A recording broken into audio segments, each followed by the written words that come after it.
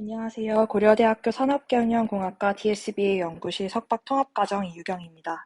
오늘 발표는 저희 연구실 내부에서 수행된 CS24인 2021년도 버전 스터디에 대한 내용이고, 제가 오늘 맡은 파트는 15번째 렉처인 Integrating Knowledge in Language Models라는 파트입니다. 먼저 간단하게 인트로덕션을 수행한 다음에 이 랭귀지 모델링에 어떤 방식으로 지식을 주입하느냐에 대한 테크닉을 3가지 측면에서 정리해 보도록 하겠습니다. 그 후에는 이 랭귀지 모델을 어떤 식으로 평가할지에 대해서 설명드리도록 하겠습니다. 먼저 14번째 렉처에서 설명을 드렸던 것처럼 이 프리트레이닝에는 대표적인 오브젝티브 2가지가 있습니다. 해당 스키마는 엑셀넷에서 제한하고 있고, 이런 엑셀넷의 2가지 스키마에 따라서 정리된 내용들은 2년 전에 수행을 했던 Transformer to T5라는 제 세미나 자료에서도 확인해 보실 수가 있습니다. 먼저 크게 2가지로 나뉠 때 오토 인코딩과 오토 리그레시브라고 2가지로 나눌 수가 있는데요. 첫 번째로 오토 인코딩 같은 경우는 쉽게 생각했을 때 버트류의 인코딩을 진행하는 모델이다라고 생각을 하시면 됩니다. 특히 버트 같은 경우는 오토 인코딩이 아니라 디노이징 오토 인코딩이라고 볼 수가 있고, 인풋 시퀀스의 특정 부분을 마스크 토큰으로 대체한 다음 이 마스크에 들어올 내용을 예측하는 식으로 수행이 되게 됩니다. 그 다음에 오토 리그레시브 같은 경우는 특정 시퀀스가 존재할 때 그 다음에 등장할 단어를 예측하는 방식이며, 스탠다드한 랭귀지 모델링이다라고 생각하실 수 있습니다. 강의에서는 이 LM을 2가지로 나누어서 설명을 하고 있는데, 엑셀넷에서 제안했던 2가지 오브젝티브, 정리된 오브젝티브와 동일하게 마스크드 랭귀지 모델 그리고 스탠다드 랭귀지 모델 이렇게 2가지로 나누어서 설명을 드릴 수가 있습니다. 마스크드 랭귀지 모델 같은 경우는 인풋 시퀀스에 마스크를 대체하고 이 마스크에 들어올 단어들이 예측하는, 독립적으로 예측을 수행하는 하나의 기법입니다. 또한 스탠다드 랭귀지 모델 같은 경우는 앞선 시퀀스에 따라서 그 다음에 등장할 단어를 예측해내는 방식이라고 말씀을 드렸었습니다. 이렇게 예측을 하는 프레딕션 값들은 제너럴리하게 make sense 하지만 이 예측 값들이 항상 팩트를 기반으로 하는 것은 아니다라는 것을 이제 첫 번째로 주장을 하고 있습니다.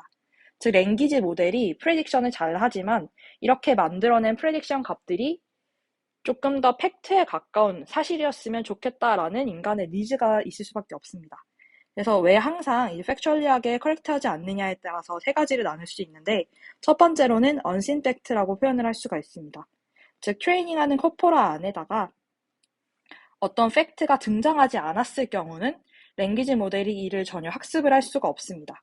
두 번째로는 rare fact라고 표현을 할 수가 있는데, 트레이닝을 할 때 존재하는 데이터이긴 하지만 해당 내용이 너무 많지 않아서 충분하게 학습을 할 수 없었던 상황을 의미하고, 마지막으로는 모델 센서티비티를 얘기할 수 있는데요.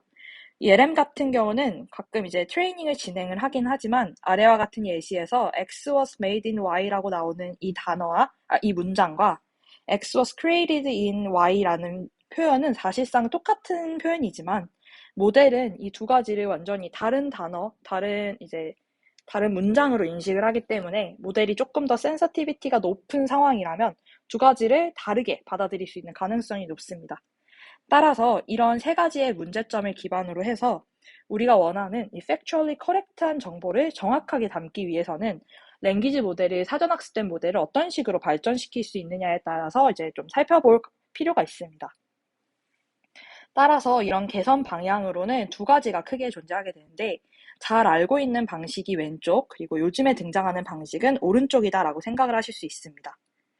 먼저 널리지 베이스라는 단어를 많이 들어보셨을 텐데, 이 널리지 베이스가 이제 기존에 등장하고 있는 갖추어진 이제 데이터셋이다 보니 이 널리지 베이스를 불러와서 LM이 학습을 할 때 널리지 베이스를 기반으로 학습을 할 수 있도록 만들어보자라고 하는 것이 트래디셔널한 방법입니다.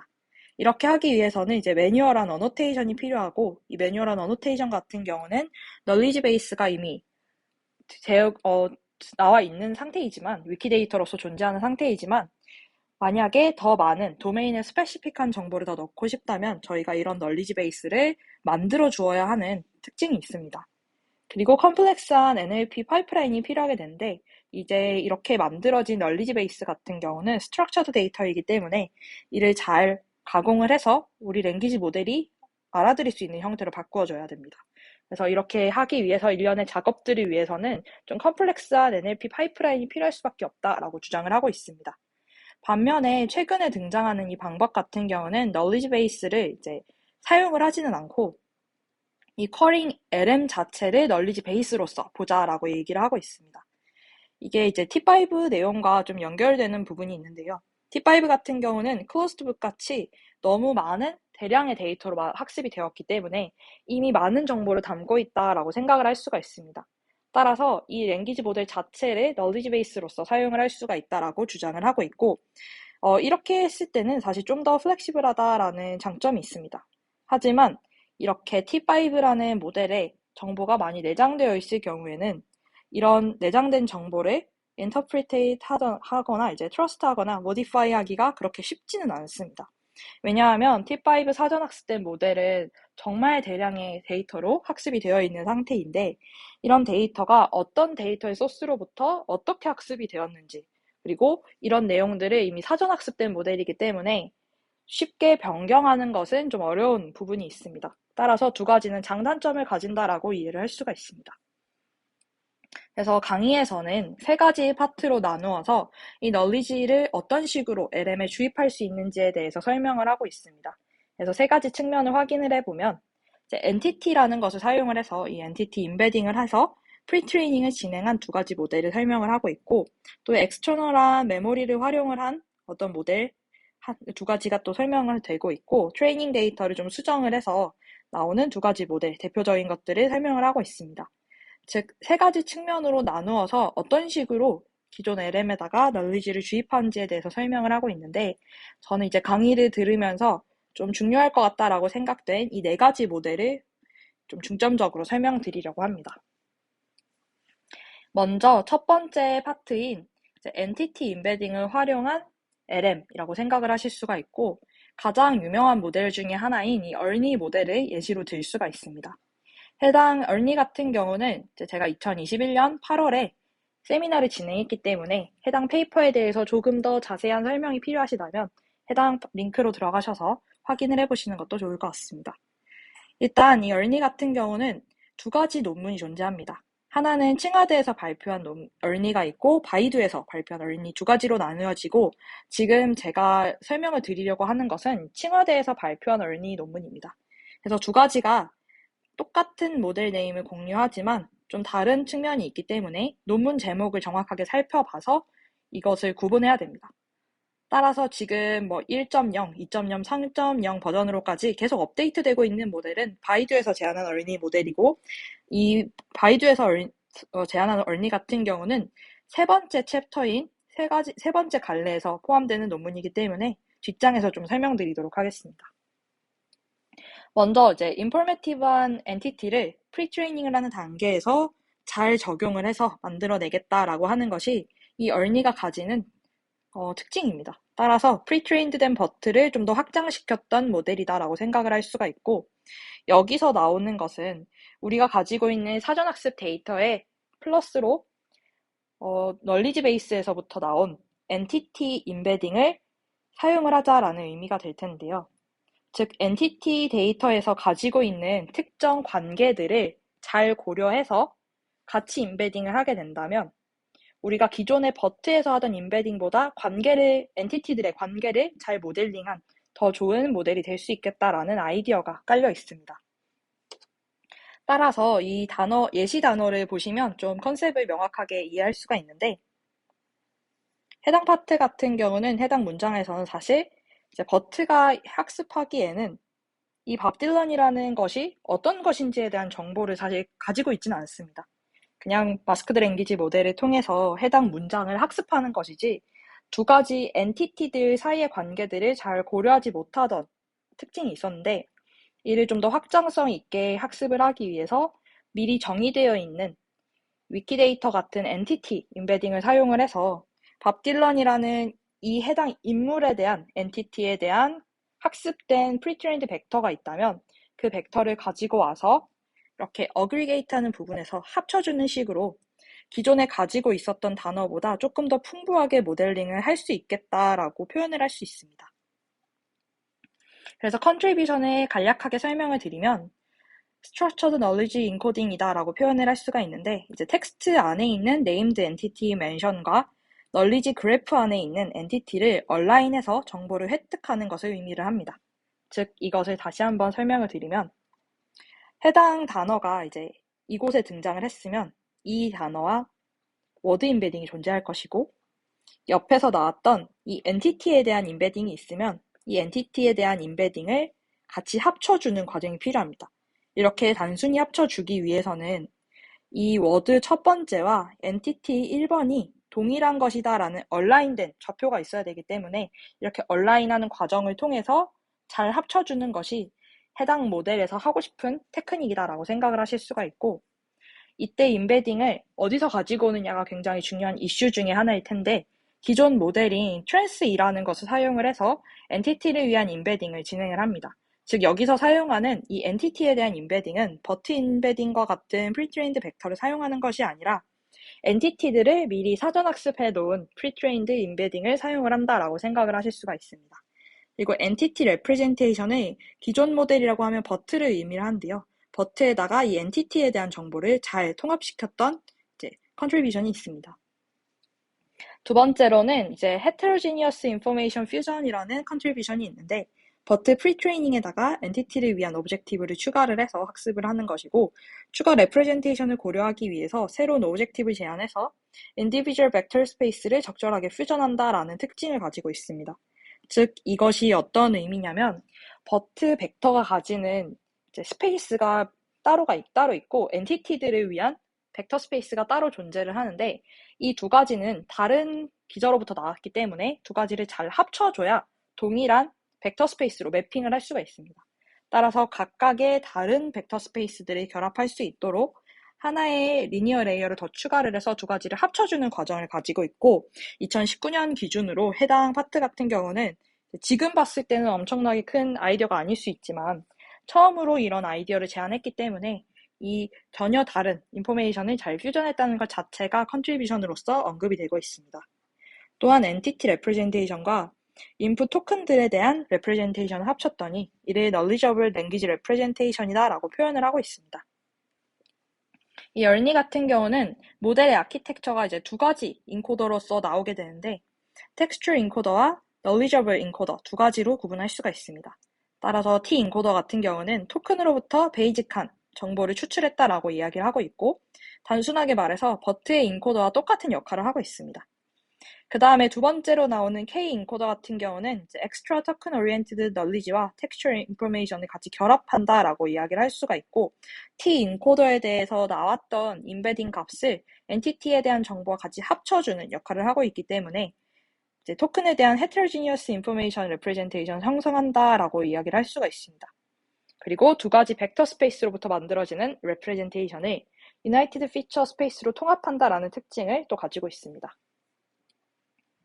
그래서 이 열니 같은 경우는 이제 질문이 다음과 같이 주어졌을 때 different embedding space로부터 나왔던 이 임베딩들을 어떻게 결합할 수 있을까에 대해서 얘기를 했을 때 가장 쉽게 하나의 퓨전 레이어를 사용을 해서 워드 임베딩과 엔티티에 대한 임베딩을 잘 합쳐주었다라고 이야기를 하고 있습니다. 즉, 텍스트 레프레젠테이션과 엔티티 레프레젠테이션은 서로 다른 임베딩 스페이스로부터 생성이 되었고, 얼니에서는 텍스트는 버트 임베딩으로, 그리고 엔티티는 pre-trained entity embedding, trans이라는 것으로부터 추출했습니다. 그래서 서로 다른 임베딩 스페이스를 united feature space로 결합하기 위해서 추가적인 레이어를 하나 더 사용을 했고, 이때 사용했던 거는 이제 affine transformation을 진행을 하기 때문에 nonlinear transformation, 그리고 이를 거쳐서 새로운 representation을 만들 수 있다라고 주장을 하고 있습니다. 그 다음은 똑같은 갈래에서 나오는 것이 아니라 그 다음 챕터로 넘어가서 external memory를 사용을 하는 방식에 대해서 설명드리도록 하겠습니다.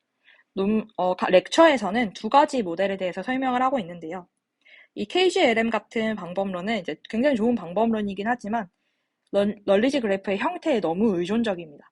이게 어떤 의미냐면, 저희가 만약에 사용하는 것이 위키데이터를 기반으로 했던 널리지 그래프였다면 이 방법이 굉장히 유의미하겠지만, 사용하는 널리지 그래프가 좀 다른 데이터로부터 오는 것이라면 모델의 구조가 좀 많이 바뀌게 되기 때문에 일단 발표에서는 제외하였습니다. 그 다음에 이제 두 번째로 오늘 설명하고자 하는 거는 Nearest Neighbor Language 모델이라고 하는 이 KNN을 사용한 모델입니다. 여기서 KNN이라는 것은 거리를 기반으로 특정 의미들을 잘 학습을 한 다음에 의미가 유사한 텍스트를 KNN이라는 것을 통해 탐색한 다음 그리고 단어를 예측하는 방법을 통해서 랭귀지 모델을 학습을 하고 있습니다. 따라서 여기서 나오는 거는 KNN으로부터 나왔던 probability 그리고 LM probability를 함께 결합을 해서 사용할 수 있는 상태가 될 텐데요. 이게 또 어떤 의미냐라고 생각을 한다면 기존에 주어지는 컨텍스트가 존재할 때 여기서 나오는 단어들과 조금 더 의미가 유사한 것들을 텍스트로부터 KNN을 통해서 탐색을 한 다음에 단어를 예측을 할 때 같이 사용한다라고 생각을 할 수가 있습니다. 따라서 KNN으로부터 나오는 probability와 LM으로부터 나오는 probability를 적절하게 이 람다라는 값을 통해서 적절하게 이제 주입을 한 다음에 최종적으로 단어를 예측할 수 있는 파이널 그 레프레젠테이션을 만들어낼 때 예측을 한다라고 생각을 하시면 되겠습니다. 여기서는 이제 이 다음으로 넘어가서는 이제 트레이닝 데이터를 어떻게 변경시켰을 때 널리지를 잘 주입할 수 있느냐에 따라서 또 생각을 해볼 수가 있는데 먼저 이제 프리트레이닝 과정에서 자연스럽게 널리지를 주입해보자 하는 것이 하나의 의의가 될 것이고 다이렉트로 널리지를 인퓨즈하거나 혹은 인젝트하는 것보다는 학습 과정에서 자연스럽게 널리지를 배울 수 있게 됩니다.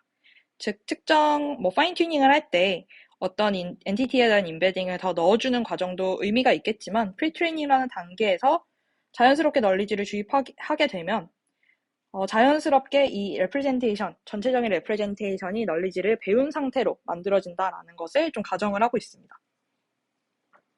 따라서 첫 번째로는 이제 Weekly Supervised Knowledge Pre-Training Language Model이라고 하는 WKLM을 또 소개하게 되는데 간단하게 이야기를 하면 모델이 True Knowledge와 False Knowledge를 구분할 수 있도록 학습을 하는 것입니다.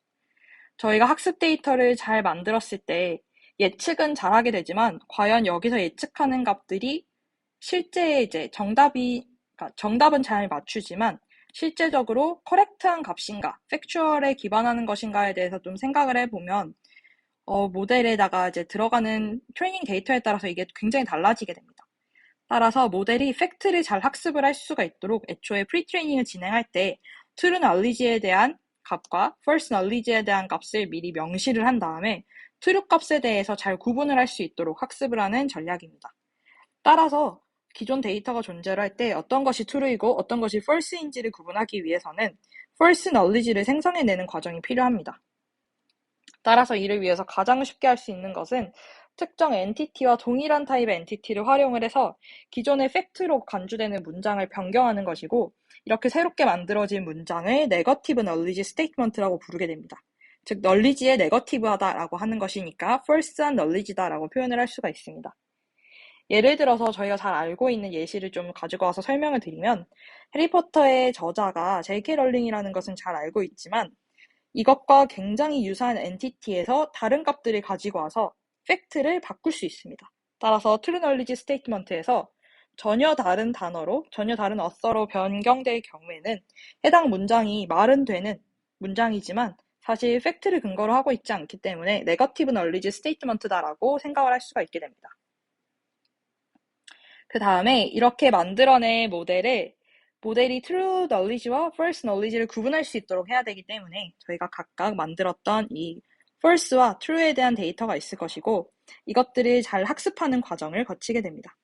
그래서 오리지널 아티클에서 replaced 아티클로 변경이 되게 되고 이것들이 맞는지 아닌지에 대한 값들을 이제 예측할 수 있도록 만들어주는 과정이 프리트레이닝에 포함이 되어 있습니다. 이렇게 하게 될 경우에는 이제 모델이 학습을 할 때 엔티티에 대한 레프레젠테이션이 사실인지 사실이 아닌지에 대한 로스가 필요하게 됩니다.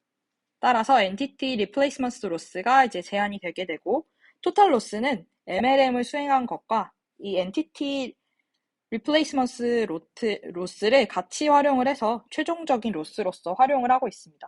따라서 해당 LM 같은 경우는 MLM을 통해서 특정 문장에 나오는 특정 값을 이제 마스킹한 다음에 해당 값을 예측하는 과정을 통해서 랭귀지를 잘 학습하는 것도 가지고 있지만 추가적으로 잘못된 팩트를 이제 바로잡을 수 있는 그런 것들을 식별해낼 수 있도록 학습이 되는 상태다라고 이해를 하실 수가 있겠습니다. 그 다음에는 이제 얼니 모델이 바이두에서 발표한 얼니에 대해서 말씀을 드리자면 해당 파트 같은 경우도 트레이닝 데이터를 좀 모디파이해서 학습이 되는 모델입니다.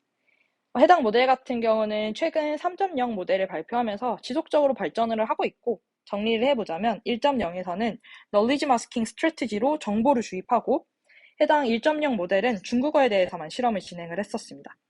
그 다음에 2.0 모델 같은 경우는 여러 가지 태스크를 같이 학습하는 Continual Multitask 트레이닝 프레임워크 제안을 했고, 이때 이제 영어 모델까지도 같이 발표하게 됐고, 최근의 모델 같은 경우는 유니버셜한 레프레젠테이션을 위해서 태스크 스페시픽한 레프레젠테이션을 학습을 하고 롱 시퀀스 텍스트를 다룬다는 특징을 가지고 있습니다.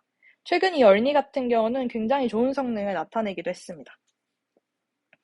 제가 오늘 말씀을 드리고자 하는 이 열니 모델 같은 경우는 이제 두 가지 차이점이 있는데요.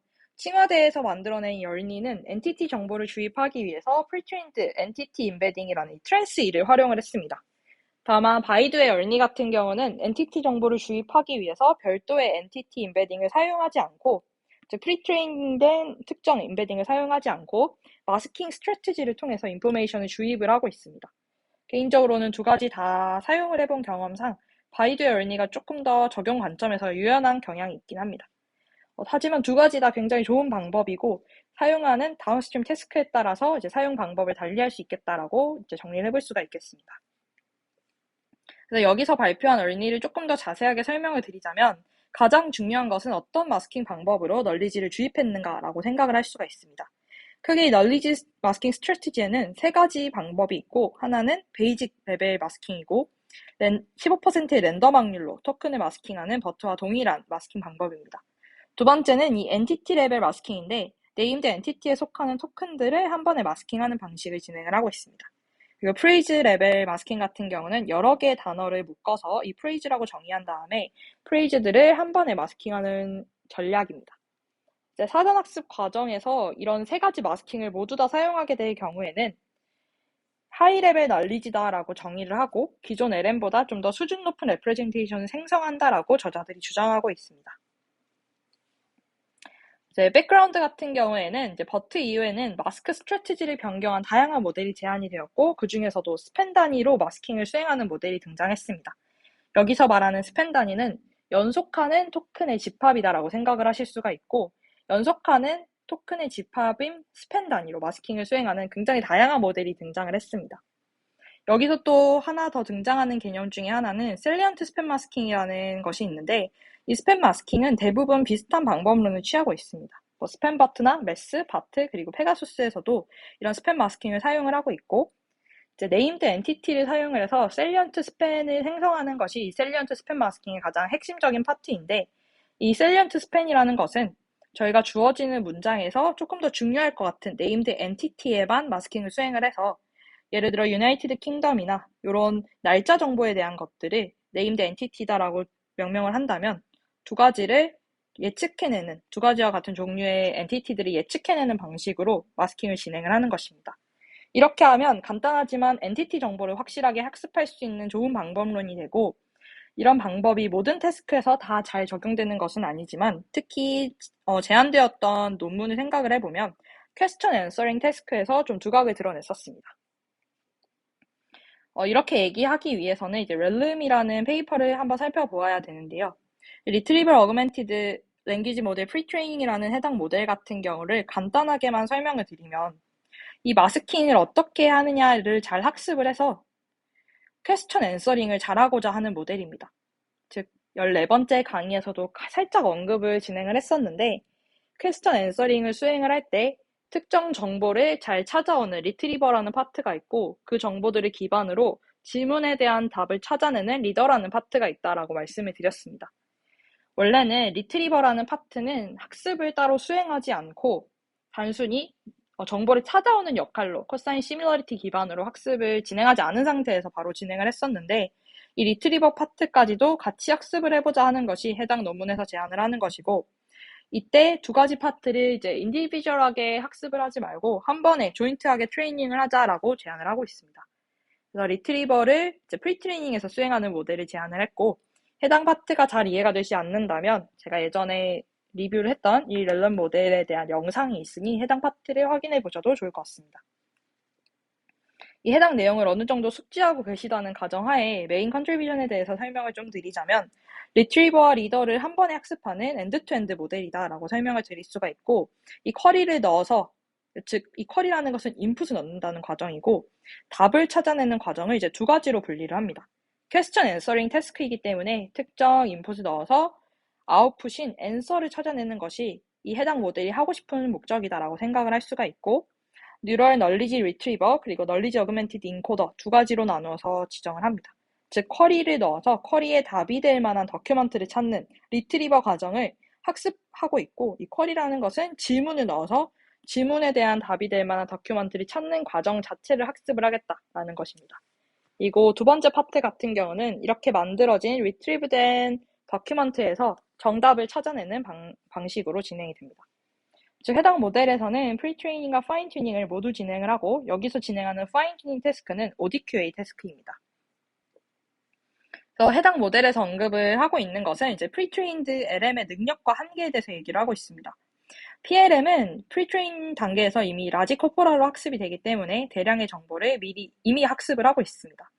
그래서 대부분의 이 PLM은 클로스 태스크라고 설명을 할 수 있는 이 MLM을 의미를 하는 것인데 특정 부분이 모두 나와 있고 어떤 아주 작은 파트만 가려져 있어서 이것을 다시 예측해내는 것을 클로스 태스크라고 부르는데 이런 방식으로 학습을 진행하기 때문에 마스크를 예측하는 관점에서 언어를 이해할 뿐만이 아니라 정보까지 습득한다라는 특징을 가지고 있습니다. 하지만 이런 PLM, Pre-trained Language 모델이 정보를 저장하는 방식이 굉장히 임플리시티하다라고 얘기하고 있습니다.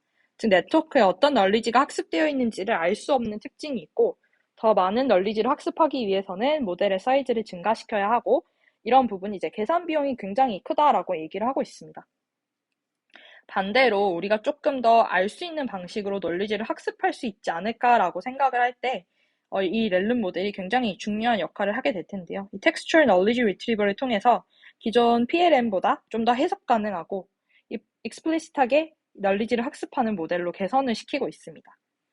리트리버 과정이 프리트레이닝에 포함되어 있는데 이 문장을 넣어서 리트리버를 하고 정답을 찾아낼 수 있는 새로운 모델 구조를 제안함으로써 이 프리트레이닝을 할 때 사용을 하는 MLM 자체가 퀘스천 앤서링으로 풀어보자라는 목적을 가지고 있습니다. 특히 해당 모델 같은 경우는 버트의 저자가 같이 참여를 한 연구이기 때문에 버트를 굉장히 잘 활용을 해서 모델링을 진행했다라고 생각을 하실 수가 있습니다. 결국 사실 좀 렉처에서 주장하는 것과는 살짝 다른 것은 이제 렉처에서는 기존에 나왔던 incorporated knowledge가 굉장히 explicit하다라고 얘기를 하고 있는데 이렇게 하기 위해서 어떻게 implicit하게 표현을 할 수 있냐라는 주장을 하고 그거에 대한 대답으로 이제 마스크나 corrupt를 해서 이렇게 할 수 있다라고 얘기를 하고 있는데 앞선 주장과 달리 이 렐름 모델 같은 경우는 기존의 모델들이 너무 임플리시트하기 때문에 익스플리시트하게 모델을 조금 더 학습을 시켜볼 수 있지 않을까라는 주장을 하고 있습니다.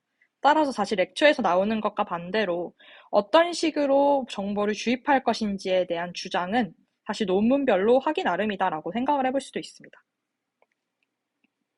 그리고 간단하게 설명을 드리면 이 렐름 모델 같은 경우는 쿼리를 넣어서 정답을 찾겠다라는 목적을 가지고 있는 오리지널 QA에 기반을 합니다. 이것을 진행하기 위해서 스텝을 두 가지로 디컴포즈하고 있고 스텝 1에서는 쿼리를 넣어서 retrieved document를 찾고 스텝 2에서는 이 쿼리 X와 retrieved document를 넣어서 answer를 찾겠다는 목적을 가지고 있습니다. 따라서 모델의 아키텍처는 두 가지로 나누어서 설명을 할 수가 있고 트레이닝 프로세스와 여러 가지 이제 성능에 대한 측면은 제가 미리 정리해 놓은 이 세미나 영상에서 확인해 보시면 될 것 같습니다. 따라서 이런 식으로 기존의 LM에다가 더 많은 정보를 풍부하게 투입을 할 수 있는 방법에 대해서 말씀을 드렸고 이제 그 다음으로는 널리지를 잘 주입한 이 LM을 어떻게 평가할 것인가에 대한 측면에서 모델을 보도록 하겠습니다. 여기서 제안하는 이 라마라는 방법은 동일한 세팅에서 학습을 해서 어떤 LM이 가장 많은 정보를 포함하는지를 비교하고 있습니다.